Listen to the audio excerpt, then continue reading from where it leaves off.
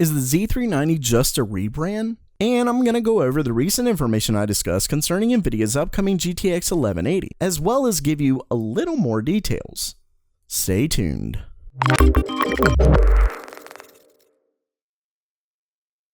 Welcome back to GamerMeld.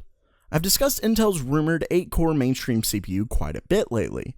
It's slated to come out later this year, along with the pretty much confirmed at this point Z390.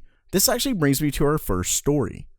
Originally reported by BenchLife, apparently there's word that Intel has decided to rebrand their current Z370 to Z390, instead of creating an entirely new chipset altogether. This does actually make sense for a couple reasons.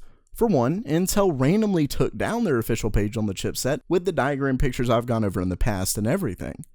You may think it's due to the news on it, but that's highly unlikely since this just happened and the reports have been out for a long time now. What makes more sense is the reasoning behind why they're probably doing this rebrand. We know Intel has been having some very serious issues with their 10nm process, and because of this, the company has been having to put added stress on their 14nm production line. This has already been seen with the rumors of Intel having to stall their H310 chipset, and the Z390 would undoubtedly sell quite a bit more, so it just makes sense. This, of course, brings up the question as to what they'll end up doing with the rebrand in the first place. Well, given this is true, they'll still include the added features like USB 3.1 Gen 2 support, etc. It just won't be part of the chipset and is expected to be added through third-party controllers. How you feel about that is up to you, but 8 cores is, of course, the most exciting part. Lastly for today, I wanted to go over some more information on the GTX 1180, as well as the video I did on it. For those who don't know, I posted a video last week on some information I was able to get regarding the upcoming GPU, and some of you didn't exactly buy it, which I certainly understand, but I wanted to address that first. As I said in the video, this is a leak.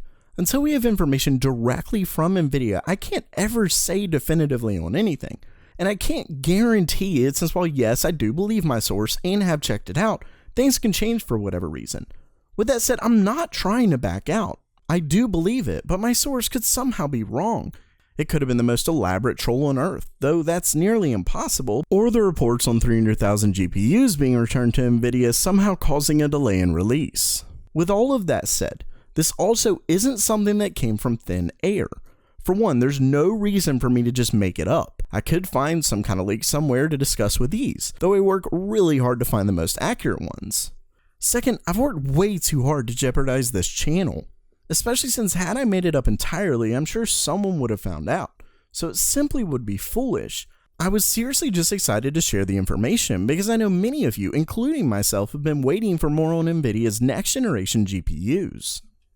Another thing I want to address on why people don't believe it is my channel size. Keep in mind that this was really just a freak chance. It just so happened that things simply fell in place. That's pretty much it. It's not like I have sources knocking on my door, and I didn't get it from Computex. I didn't even go. It was just a chance that it came up, and I may never get so lucky again. Who knows? Okay, so with that out of the way, I figured I'd go over a little more details.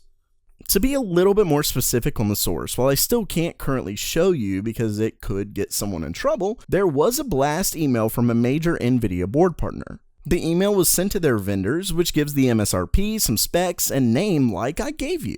It also states that the vendors can begin pre-ordering cards on the 24th of July, but they can't sell them until the 30th, with the NDA releasing the same day. Now, there's been rumors about the cards not releasing until August, and that actually got me thinking. There is a chance that when the email says you can begin selling on the 30th, with the NDA lifting, they might have meant for pre-order to customers. It's tough to say since I don't see how they could get the cards by the 30th with pre-orders starting July 24th, but it didn't mention vendors having to do it for pre-order.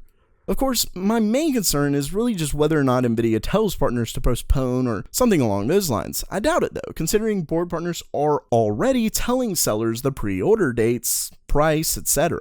So yeah, I know that was long-winded, but I really don't want anyone to think I just throw some fabricated story up for 100,000 or whatever views. Hopefully I didn't jump the gun with it, but I seriously love tech and honestly just had to get the story out. Hopefully everyone is as excited for the new cards like I am, and while that does it for today, don't forget to subscribe, and as always, have a great day.